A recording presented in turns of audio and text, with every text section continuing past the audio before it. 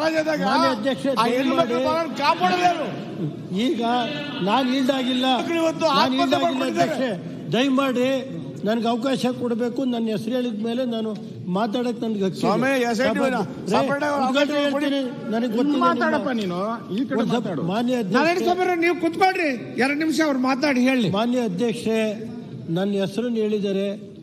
ಈಗ 12ರಷ್ಟು ನನಗೆ ಆರ್ಗ್ಯುಮೆಂಟ್ ಮಾಡೋ ಶಕ್ತಿ ಇಲ್ಲ. ನಾನು ಹೇಳೋದು ಅಲ್ಲ ಅಲ್ಲ ಅಲ್ಲ ಅಲ್ಲ ನಾರಾಯಣ ಸ್ವಾಮಿ ಅವರು ರಿಜ್ವಾನೇ ಇರ್ಬೋದು.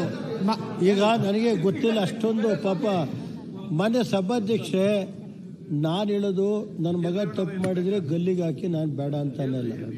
ನಾನು ಹೇಳೋದು ಇಷ್ಟೇ, ಒಂದು 2 ನಿಮಿಷ. ನಾನು ವಹಿಸ್ಕೊಳ್ಳೋಕೆ ಬಂದಿಲ್ಲ, ಇಲ್ಲಿ ಚರ್ಚೆ ಮಾಡೋಕ್ಕೆ ಬಂದಿಲ್ಲ.